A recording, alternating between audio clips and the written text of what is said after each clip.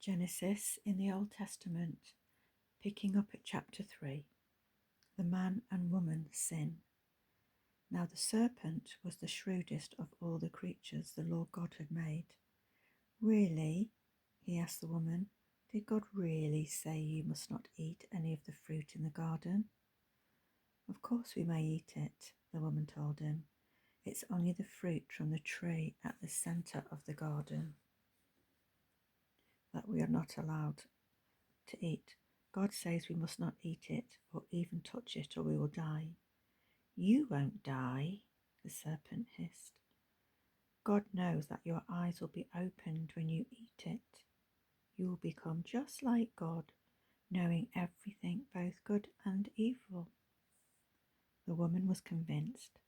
The fruit looked so fresh and delicious, and it would make her so wise, so she ate some of the fruit. She also gave some to her husband who was with her. Then he ate it too. At that moment their eyes were opened, and they suddenly felt shame at their nakedness. So they strung fig leaves together around their hips to cover themselves. Toward evening they heard the Lord God walking in the garden, so they hid themselves among the trees. The Lord God called to Adam, "Where are you?" He replied, "I heard you, so I hid. I was afraid because I was naked." "Who told you that you were naked?" the Lord God asked.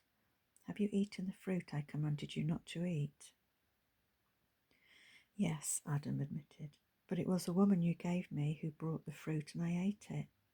Then the Lord God asked the woman, "How could you do such a thing?" "The serpent tricked me," she replied. "That's why I ate it." So the Lord God said to the serpent, "Because you have done this, you will be punished. You are singled out from all the domestic and wild animals of the whole earth to be cursed. You will grovel in the dust as long as you live, crawling along on your belly. From now on, you and the woman will be enemies, and your offspring and her offspring will be enemies. He will crush your head, and you will strike his heel." Then he said to the woman, "You will bear children with intense pain and suffering, and though your desire will be for your husband, he will be your master." And to Adam he said, "Because you listened to your wife and ate the fruit I told you not to eat, I have placed a curse on the ground. All your life you will struggle to scratch a living. All your life you will struggle to scratch a living from it. It will grow thorns and thistles for you, though you will eat of its grains.